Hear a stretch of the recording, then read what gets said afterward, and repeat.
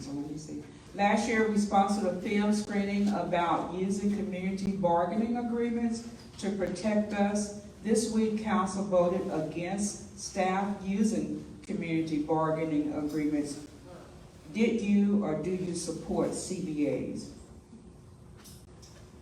Okay, there's two things. I forget what CBO stands for. Somebody tell me later. But CBAs, community benefit agreements. What that is the community goes and meets with the developer and says what they want in their community and advocates for that. I did not support it because what they're trying to do is avoid government bureaucracy and have the citizens have a real heart-to-heart conversation with the developers and advocate on their best what they think is best for their neighborhood. Why do we need the city council to then come in and gum up the works? I don't understand that. So that's why I didn't support it, because I don't think more government is needed for the community to sit down with a developer and hash out an agreement on what they expect to do. I think that bringing the government to that equation, why not just come in for planning and zoning, right? So we're trying to avoid those steps and get to more actionable things that don't require, and the city can't enforce those things anyway. So if we get involved, it just complicates things. So that's why I didn't support it. Thank you.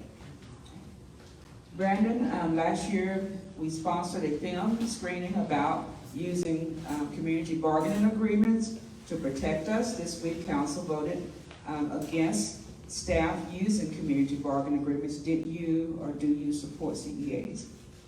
Thanks for the question. We're talking about community benefits agreements. I absolutely gave direction that this is what we should be doing. Understand the difference of philosophy. Less government means historically marginalized people are gonna get run over. Not everybody might care about that, but I care about reducing discrimination wherever possible, and I think it's a core job of council to make sure we reduce discrimination wherever we can. Let's talk about what these actually would do. It is not a mandate. It allows developers who want to build in a neighborhood, if they go get a signed agreement with the community, they can fast track through some of our city processes. Developers don't have to do that, but if they want to go quicker through our city processes, which do take some time, they can go and get an agreement with the community. This gives the neighborhood more bargaining power. Why would we not want to give the people power to create their own destiny?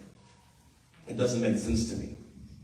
That actually is what we should be doing. We should be empowering communities to speak up for themselves, because we know that sometimes people in the city council don't always do the best job. People can advocate for themselves better than even councilors can advocate for them. Those that are running, do you have input on any of that? If you want to talk about legal standing. Okay, Erica, go forward.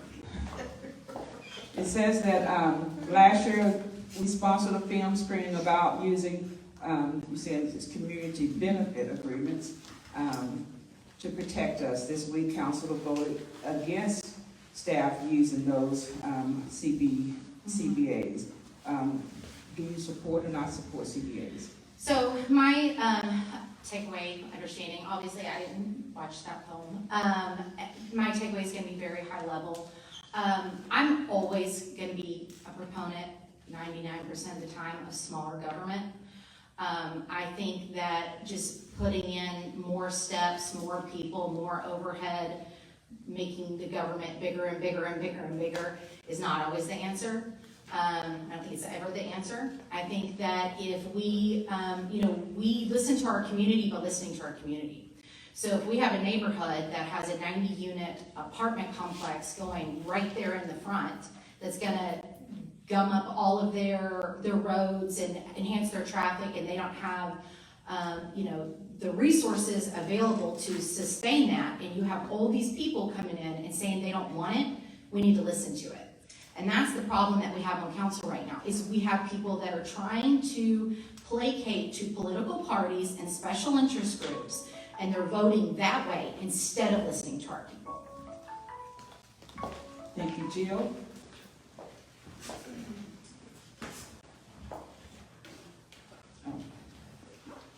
Last year, sponsored a film screening about using community benefits agreements. This week, the council voted against staff using them. Do you or do you not support CBAs?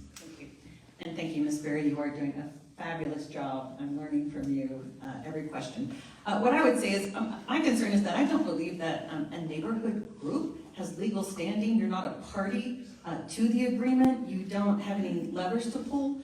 So I'm not understanding how productive that is, also considering the percentage of people in the neighborhood that typically are actually showing up to the meetings and giving advice. What I would say is this is the role that planning and zoning has. This is the role that city council has and staff.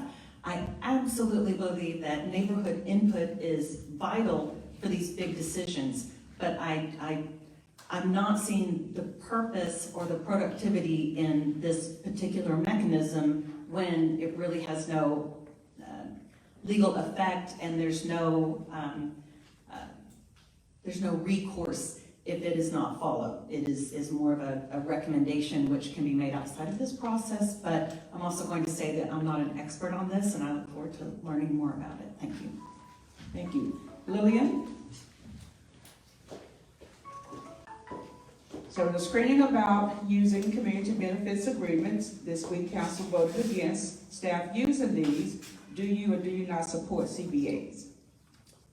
I would say yes. I don't think there's ever going to be a time whenever we're going to try to get input from the community and that's going to be bad. I think if anything at all, we have to make sure that is going to be an opportunity that is given. If the people don't show up, then the people don't show up. But as a government, as the people that are representing, we have to give that and we have to seek that. We have to make sure that the opportunity is given so that these people can come out and share whatever they're going to share their desire. I don't ever want, I know that there's an article that came out, I'm the only person that didn't take money from any kind of developer because I don't know them. I don't know what their desire is, I don't know what their values are, I don't know what they're trying to do. And so I know that we need to work with them, but we need to be smart with who we're working with. We want to make sure that developers are coming in that are going to give us the type of diversified housing that is actually needed. And so we have to make sure that we're seeking community input, that we're looking at all of these different things. And that we're not just going to say, no, less government is better. We also need to make sure that we're guiding people. Staff members are the ones that have the knowledge. They're the ones that are the experts. We need to make sure that they're able to guide the community as well. Thank you. Remain at the mic and you can start the answers for this next question.